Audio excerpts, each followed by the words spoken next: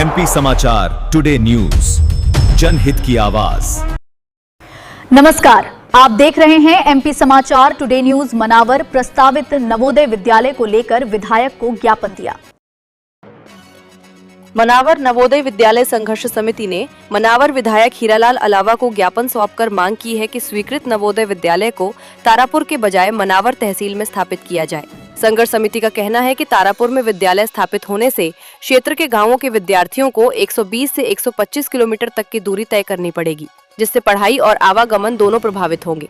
समिति ने ज्ञापन में ये भी बताया कि मनावर में बेहतर स्वास्थ्य सुविधाएं, पर्याप्त भवन और पानी जैसी आवश्यक व्यवस्थाएं पहले से उपलब्ध है, जिससे नवोदय विद्यालय का संचालन आसानी से किया जा सकता है। समिति का कहना है कि मनावर तहसील भौगोलिक और संसाधनों की दृष्टि से अधिक उपयुक्त है, इसलिए विद्यार्थियों और क्षेत्र की जनता के हित में नवोदय विद्यालय को मनावर में ही स्थापित किया जाए।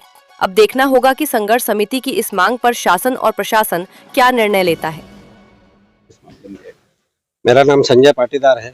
मैं मनावर से आम नागरिक हूँ और कई वर्षों से हमारी मांग रही है कि एक नवोदय विद्यालय मनावर में होना चाहिए। चूँकि दूरी के हमारा जो नवोदय विद्यालय है वो मुल्तान में है और मुल्तान यहाँ से करीब 125 किलोमीटर पड़ता है, इसलिए हमारी मांग काफ़ी समय से रही है। और इस मांग के होते हुए केंद्र सरकार ने हमको एक दूसरा नवोदय विद्यालय स्वीकृत किया गया है, जो कि भौगोलिक और सभी दृष्टि से अगर देखा जाए तो उचित है। इसलिए हमारी मांग ये रही है कि मनावर में ही विद्यालय खोला जाए, जो कि ये यहाँ से शिफ्ट होकर तारापुर की तरफ धर्मपुरी विधानसभा के तारापुर जिले तहसील में जा रहा है। तो वहाँ से जो डही के बच्चे हैं उनकी दूरी वापिस 160 से 165 किलोमीटर हो जाएगी। तो ये खोलने का औचित्य नहीं रहेगा। जो आज से कई वर्षों पूर्व पहले एक गलती हुई है, जो धार जिले के एक कोने में खुला हुआ है नवोदय विद्यालय, अगर वो विद्यालय कहीं केंद्र में खुलता तो आज दूसरे नवोदय विद्यालय की खुलने की नौबत नहीं आती। इसलिए हमारी मांग है कि दूसरा नवोदय विद्यालय मनावर में ही खोला जाए, जिससे सभी क्षेत्रों की दूरी 60 से 65 किलोमीटर के बीच में आ जाए, जिनसे पालक मिलने आए उनको भी असुविधा न हो और विद्यार्थियों को भी असुविधा न रहे। मांग पूरी नहीं होती है तो अगला कदम क्या रहेगा? अगला कदम हमारा विरोध का रहेगा। हम या तो आंदोलन करेंगे, कहीं भी करेंगे। हमारी टीम जो संघर्ष समिति है जो भी उचित निर्णय ले ले वैसा हम करेंगे।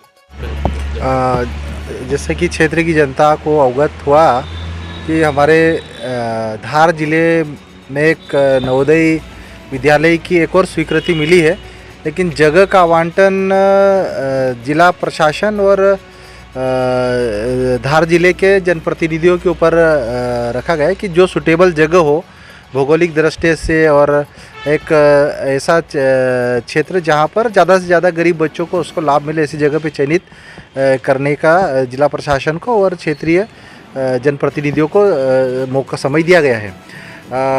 चूँकि लंबे समय से मनावर विधानसभा क्षेत्र में एक नवोदय विद्यालय हो उसके लिए मांग उठती रही है और पिछले कई सालों से जनप्रतिनिधियों ने भी अलग अलग समय पर ज्ञापन के माध्यम से भी अवगत कराया केंद्र सरकार को, राज्य सरकार को। चूँकि एक आदिवासी बहुल्य जिला है और एक बड़ा क्षेत्र है और धार जिला बहुत भौगोलिक दृष्टि से और क्षेत्रफल दृष्टि से भी बहुत ज़्यादा बड़ा है। तो मांग करी थी कि जो धार जिले के मध्य क्षेत्र हो और जो सेंटर हो वहाँ पे नवोदय विद्यालय होना चाहिए।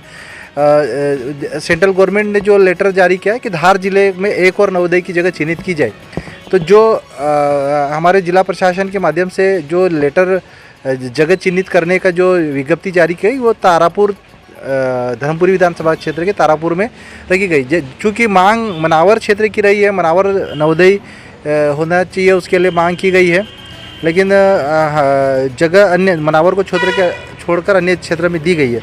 तो हमारी क्षेत्रवासियों की, मनावर विधानसभा क्षेत्रवासियों की और ये नवोदय विद्यालय संघर्ष समिति ने भी आवेदन दिया है। मैं उनका धन्यवाद करता हूं कि आज मनावर एजुकेशन के और हेल्थ के मामले में आगे बढ़ रहा है, तो क्यों न मनावर में ही नवोदय विद्यालय सेंटर खोला जाए। उसके लिए मैंने